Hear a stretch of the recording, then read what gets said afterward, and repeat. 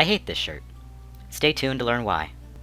The pattern I used for this shirt was McCall's 7978 in View C, which features a corset-style bottom with a V-neck, gathered upper pieces, bishop sleeves, and a rolled-over collar. For the corset and collar, I used this black faux linen that I've had in my stash forever, and for the sleeves and upper portion, I'll be using the same cherub-printed toile fabric that I made my previous poet shirt out of. Now, I realized after I'd already cut the pieces out that I'd actually cut the pattern a size too small, which is a big reason why I disliked the end result. I decided to cut the size 12 because the chest measurement matched with my measurements, but the waist measurement did not, so when I sewed the facing panels of the corset bottom, it didn't fit around my waist. Like, at all. To remedy this, I re-sewed all of my seams with a 3/8 inch allowance rather than a 5/8, and lo and behold, it worked much better.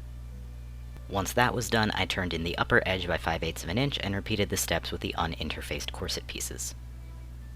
I then created and basted the button loops to the front and sewed the outer corset to the corset facing at the bottom and side seams. Moving on to the upper pieces, I added gathering stitches to the top and bottom of the back before sewing it to one of the yoke pieces, right sides together.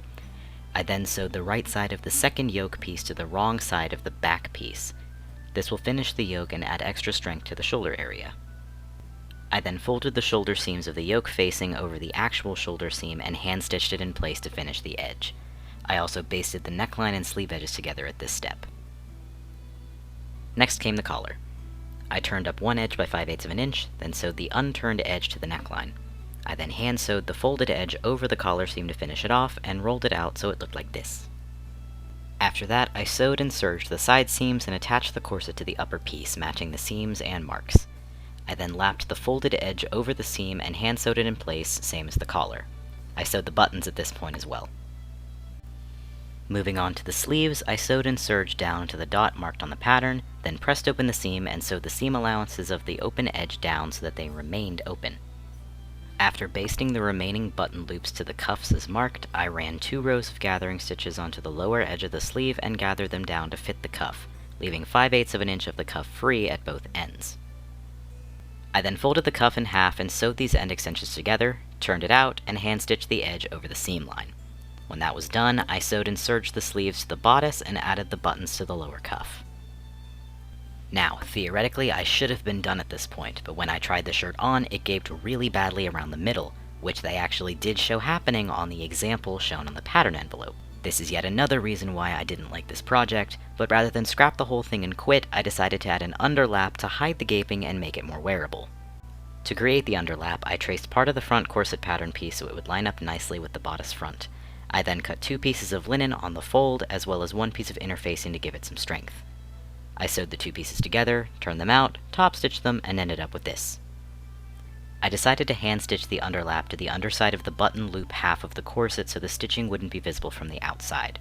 I then added a snap to the top and bottom to help prevent the underlap from shifting when it was worn. So, why do I hate this shirt? Well, although the underlap definitely makes it look cleaner, I just don't think the corset part is very flattering on me specifically, and in addition to that, my range of motion is also very limited by the sleeves, as you can see here. This is as far as I can raise my arm and still have the corset section remain in place, because when I lift them up over my head, this happens. Not very sexy. By creating this garment, I was trying something different, both with the style of the top itself and the use of 2 different materials. Unfortunately, it didn't work out the way I wanted, but at least I tried something different. And I was able to use up some materials from my stash, so I guess it wasn't all that bad. So it's off to the Depop shop with this, and on to the next project with me.